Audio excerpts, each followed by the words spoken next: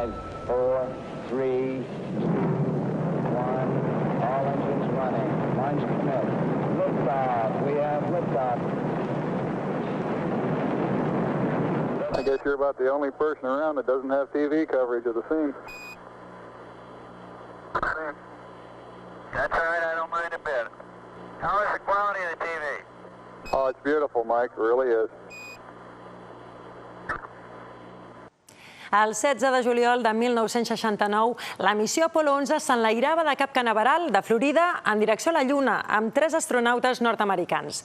Transportem-nos ara al 20 de juliol del 1969.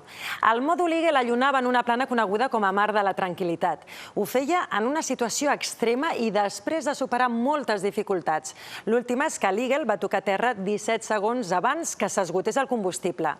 Van recórrer 384.400 quilòmetres. Van necessitar 4 dies. En aquesta càpsula hi anaven el comandant Neil Armstrong i el pilot Buzz Aldrin. L'altre pilot, Michael Collins, es va quedar orbitant al voltant del satèl·lit amb el mòdul que després se'ls va tornar a la Terra. Van recollir uns 22 quilos de roques i pols lunar. Armstrong hi va estar més sobre la superfície, 2 hores i 17 minuts. Aquesta missió va tenir lloc en plena Guerra Freda. La bandera que s'hi va plantar va ser justament la dels Estats Units, el vencedor de la cursa espacial. I s'hi van gastar una fortuna, uns 24.000 milions de dòlars. Neil Armstrong va deixar la seva petjada, la primera, amb una frase per a la posteritat. It's one small step for man, one giant leap for mankind.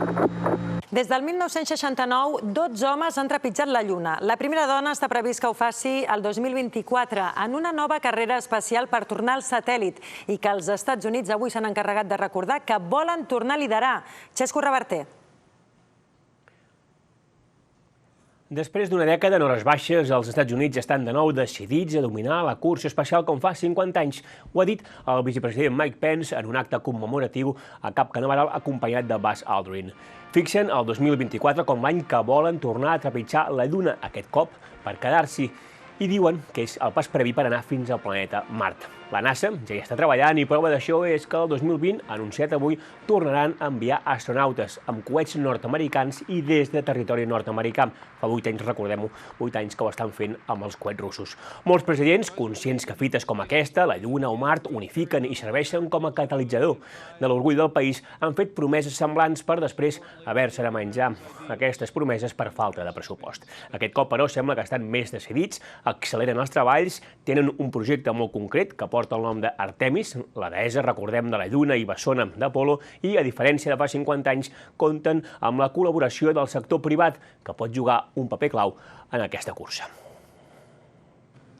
America will return to the moon within the next 5 years, and the next man and the first woman on the moon will be American astronauts.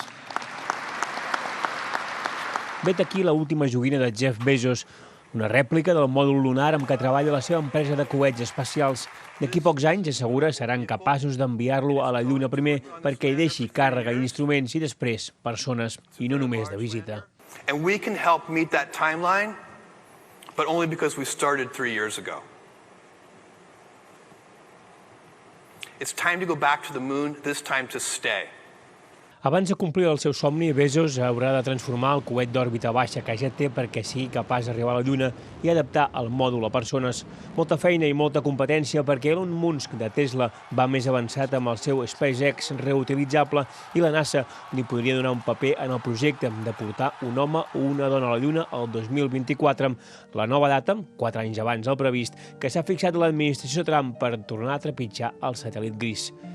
És el projecte Artemis, que encara li falta pressupost, però confia que el 2022 ja funcionarà un embrió d'estació espacial que orbiti la Lluna, s'hi pugui viure i des d'on pugin i baixin mòduls tripulats i no tripulats. Part d'aquests últims, la NASA ja els ha adjudicat al sector privat. Un d'ells s'està construint i tindrà l'aspecte d'aquesta maqueta. Ideat per uns emprenedors de Pennsilvània, actuarà com un servei de missatgeria. Governs, empreses, universitats o particulars ja li han contractat espai perquè els enviï instruments o objectes a la Lluna. Portarà fins a 90 quilos de càrrega i el llançament està previst pel juny del 2021. We have anywhere from robots to different rovers, to science experiments, and then also to marketing products. So it really is for anyone, and that's what we really want to do, is we want to make the moon accessible to the world. Per què aquest interès inusitat per la Lluna quan l'home ja hi ha estat i fa 47 anys que en va tornar l'últim?